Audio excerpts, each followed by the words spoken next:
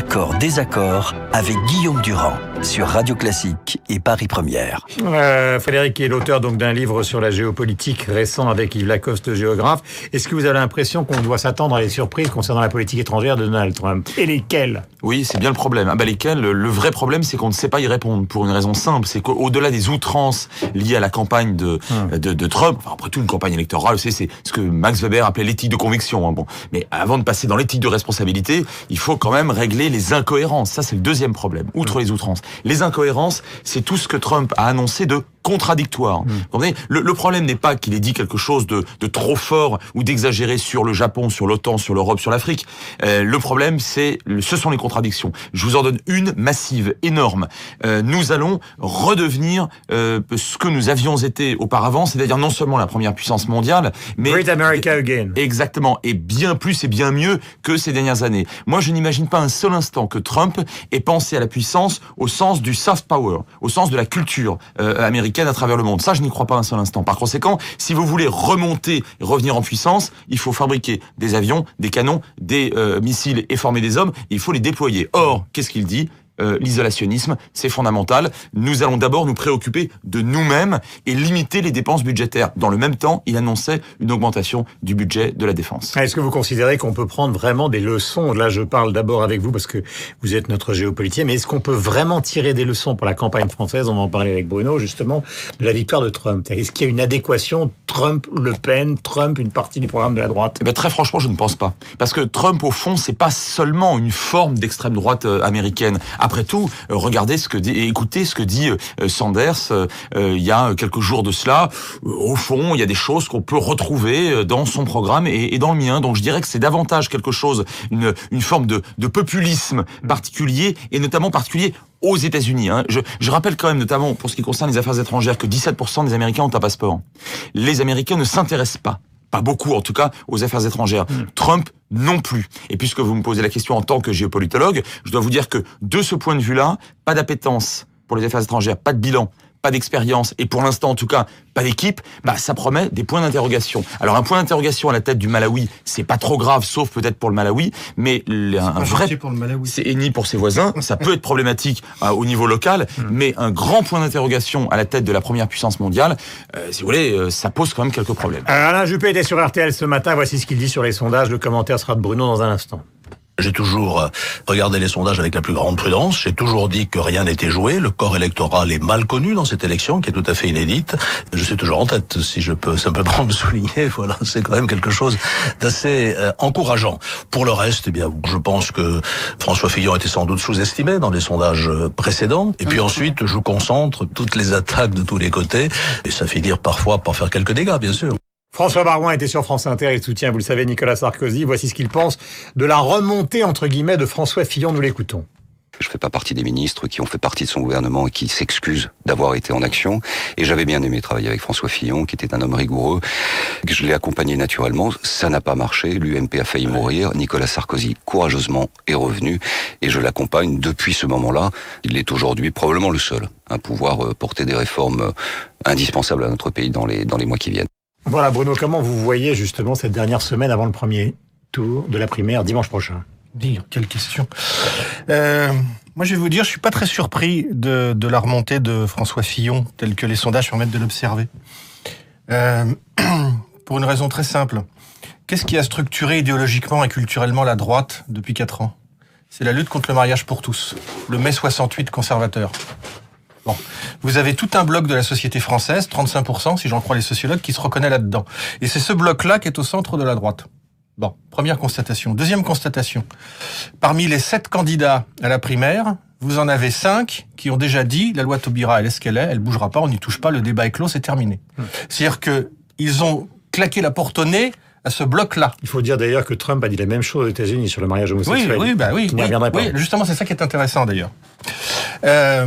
Donc, vous avez 5 candidats, sauf 2, Poisson et Fillon, qui ont claqué la porte au nez de cet électorat. Donc, Fillon leur parle. Vous allez en parler aussi il y a 3 semaines. Oui, mais il commence à l'entendre. Parce qu'il y a eu les 2 débats de la primaire qui ont finalement montré que le roi Alain Juppé, d'une certaine façon, est nu. Parce que, à part la rassurance, la compétence et je vous débarrasse de Sarkozy, derrière, On parlait des ambiguïtés de Trump, mais il y en a beaucoup chez Juppé. C'est qu'en vérité, on ne sait pas quelle droite promet Alain Juppé, puisqu'il essaie de tenir désespérément les deux bouts de la ficelle de droite, à l'extrême droite et à l'extrême centre. Et du coup, nécessairement, comme il le dit lui-même, en position victimaire traditionnelle à la Juppé, puisque tout le monde m'attaque, je baisse. Ben oui, mais c'est normal, parce que l'identité politique Juppé, elle est moins forte que l'identité politique Sarkozy ou que l'identité politique Fillon. Il y a aussi une sorte d'effondrement. Si on en croit les sondages, mais une sorte d'effondrement de Bruno Le Maire qui profite à François Fillon objectivement. Mais c'est pareil, Bruno Le Maire, quelle est son identité à part dire je suis jeune, je vais vous débarrasser des vieux?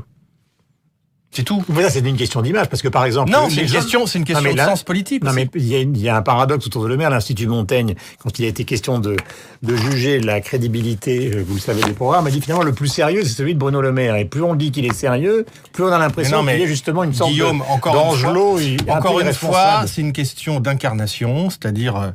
la verticalité, c'est-à-dire quel type de présidence vous promettez. Donc de ce point de vue-là, on voit qu'effectivement, dans une période où on veut encore une fois de la rassurance et de la compétence, Le Maire, ça ne le fait pas. Et puis la proximité, c'est-à-dire que moi je suis très frappé de voir que le type a sorti un programme de 1000 pages dont tout le monde se fout. Les mêmes disant, comment se fait-il que Macron ne nous ait pas encore donné son programme ? Les économistes disent qu'il est le plus sérieux. Et oui, mais les gens disaient que Hillary Clinton était plus sérieuse aussi aux États-Unis. Et c'est Trump qui a gagné. Je voudrais qu'on écoute Éric Ciotti, il était sur Radio Classique. Pourquoi Juppé chute dans les sondages ? Voici sa réponse. On entend M. Bayrou soir et matin faire campagne contre Nicolas Sarkozy avec des mots d'une violence absolue. Donc il faut une clarification, on l'a appelé à plusieurs reprises, mais c'est là où il y a un doute et je pense que c'est ça qui aujourd'hui conduit à cette baisse que vous évoquiez il y a quelques instants dans les sondages, parce que les électeurs de droite veulent la vraie alternance, c'est pas continuer en mieux ce qu'on a fait jusqu'à aujourd'hui. Voilà, c'est une matinée Sciences Po sur l'antenne de Radio Classique, puisque Bruno a fait Sciences Po, et vous, Frédéric, vous enseignez à Sciences Po. La question est simple, est-ce que vous voyez une translation possible, réelle, entre justement Donald Trump et Marine Le Pen ? Je ne la vois pas trop. D'abord parce que malgré tout, Marine Le Pen aujourd'hui est dépassée. On est presque à front renversé. Elle est dépassée par une partie des candidats de la droite républicaine, de la droite classique, dont on dit à juste titre, à mon avis d'ailleurs, qu'ils courent après le programme de Marine Le Pen. Elle s'est payée le luxe ces derniers temps, y compris sur les questions sécuritaires, y compris sur les questions de défense, de la jouer pondérée ou modérée ou mesurée. Évidemment, ce n'était pas du tout le cas avec Trump. On ne peut plus dire de Marine Le Pen, c'est une candidate d'extrême droite. On peut dire que Le Monde a fait tout un dossier justement pour expliquer il y a à peu près 15 jours que Marine Le Pen se situait toujours à l'extrême droite. Et si j'en crois les propos que vous nous tenez, c'est plus vraiment le cas. Elle est à l'extrême droite en part relative des autres partis. C'est-à-dire que c'est Sciences Po. Non, mais c'est-à-dire que à sa droite il y a personne pour l'instant. Mais regardez à quel point à la droite du FN vous avez des gens qui protestent et qui ruent dans les brancards en disant mais elle a trahi Jean-Marie Le Pen. Elle a trahi par exemple. Absolument. Et par conséquent, on ne peut pas ne pas imaginer du tout un jour qu'un parti, alors façon Maigret, mais là c'était une lutte de personnalité entre Bruno Maigret et Jean-Marie Le Pen, mais qu'un véritable parti ou un courant d'extrême droite, authentique ou plus dur que Marine Le Pen, un jour existe, et à ce moment-là, elle aura beau je dire, mais regardez, je ne suis plus du tout à ce que vous avez toujours appelé l'extrême droite. Et j'ajoute un point important, c'est que elle rend hommage à la République, ce que ne faisait pas son père, à la laïcité, ce que ne faisait pas son père, et elle fait du social, ce que ne faisait pas son père.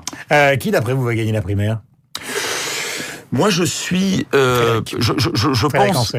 pense que la primaire à droite sera remportée par Alain Juppé, parce que une grande partie de la droite républicaine aujourd'hui ne se retrouve pas dans l'extrême droitisation d'un certain nombre de propos ou de programmes. Et j'ajoute que le centre en France n'est pas très fort il n'est pas très fort dans les chiffres et dans les faits à cause du mode de scrutin qui prévaut sous la 5e, mais en réalité, il constitue encore et toujours une masse électorale très importante. Donc l'affaiblissement des sondages ne vous paraît pas significatif ? J'ai pas le sentiment. Je pense que beaucoup de gens qui sont de la droite modérée, du centre et même en réalité du centre gauche, mais ça c'est Alain Juppé joue évidemment là-dessus, vont se déplacer pour voter. Vous savez que l'argument des Sarkozy, c'est de dire finalement ces gens-là, ceux dont vous parlez, n'iront pas voter.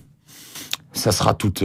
C'est le suspense principal aujourd'hui. Oui, mais moi je pense quand même que la figure de Nicolas Sarkozy, pas tellement son bilan, mais sa figure repousse tant au centre gauche et peut-être même à la droite modérée que Juppé joue en quelque sorte et réussira à jouer le sauveur. Voilà donc la thèse du professeur, c'est la thèse de l'ancien élève de Sciences Po. Et ancien élève aussi. Ancien élève, c'est quelqu'un qui n'a pas eu son diplôme.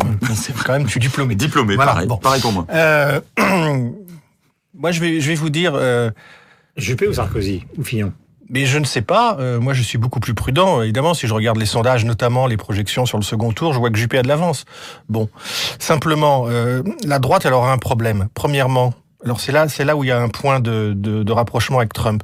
Parce que Marine Le Pen, elle fait d'abord du social avant de faire de l'identitaire et du culturel. Elle parle vraiment comme Trump aux déclassés de la mondialisation, aux victimes de la désindustrialisation. Elle leur parle. Toutes ces classes populaires qui votaient autrefois à gauche et qui se sont mis à voter sous Sarkozy, puis sous Hollande, Marine Le Pen, ce sont des gens qui votent pour elle pour des causes sociales, qui n'ont rien à voir avec l'identitaire. On vote Marine, mais on vote pas Marion. Vous voyez ce que je veux dire? De ce point de vue-là, la ligne Philippot, c'est une réussite. Bien. Le problème de la droite aujourd'hui, c'est qu'elle fait de l'identitaire et du culturel. Comme ces candidats à la primaire des républicains américains, qui faisaient aussi du créationnisme, il faut mettre Dieu partout, etc., Cruz et les autres, ils ont été balayés par le social que portait Trump. Donc, quel que soit le vainqueur de la primaire de la droite, qu'il soit Sarkozy, Juppé ou Fillon, le vrai problème qu'il aura une fois qu'il sera désigné, c'est d'aller chercher ces électeurs populaires, notamment si c'est Juppé, d'aller chercher les électeurs populaires qui sont aujourd'hui chez Marine, mais qui n'auront pas envie de voter pour une droite qui parle d'autre chose que ce qui les intéresse, et puis d'éviter aussi, notamment, pareil si c'est Juppé, que des électeurs centristes soient tentés par un autre vote, plus en adéquation avec l'air du temps, éventuellement le vote Macron. Ce sera ça la vraie difficulté d'un éventuel Juppé candidat vainqueur de la primaire. Voilà, Emmanuel Macron qui pourrait donc se présenter mercredi. J'ai une dernière question pour vous, géopoliticien. Frédéric Ancel, c'est la question de cet objet. Au fond, le véritable ennemi de Trump, en dehors de la question de l'immigration, c'est pas les banques. On a vu qu'il était peut-être prêt à nommer un grand patron de banque comme secrétaire d'État au Trésor, mais c'est justement la version du capitalisme qu'il ne contrôle pas, c'est-à-dire justement la Silicon Valley et Apple. Est-ce que vous pensez sérieusement que l'appel qu'il a lancé pendant toute la campagne au boycott d'Apple peut être la marque la plus importante justement de sa mandature, de son mandat aux États-Unis? Non, la réponse est non pour deux raisons. D'abord parce qu'il ne le peut pas. Aux États-Unis, c'est extrêmement difficile de boycotter quoi que ce soit. C'est absolument pas dans la mentalité, dans les traditions économiques. Y compris si on met les droits de douane à 45% à la frontière avec la Chine, enfin aux frontières avec la Chine, parce que c'est là-bas que c'est fabriqué, oui, tout ça. Alors ça, ils pourraient très bien le décider. Vous allez voir les rétorsions des Chinois. Les Chinois vont pas se laisser faire. Les Chinois disposent d'environ 1400 milliards de bons du Trésor américain. S'ils menacent de les vendre demain, vous allez voir ce qui se passe avec l'économie américaine. Donc il ne le pourra pas parce que c'est pas dans la tradition américaine et parce que le principe de réalité l'en empêchera. Merci à tous les deux. Donc Bruno Roger Petit, Frédéric Ancel. On va rappeler le titre de votre livre. Géopolitique de la nation France avec le maître Yves Lacoste. Voilà, donc grand géographe. Merci beaucoup à tous les deux d'être venus. Nous avons rendez-vous dans un instant avec Ève Ruggieri, la musique sur l'antenne de Radio Classique, avec le plus grand plaisir de vous accompagner et de vous retrouver.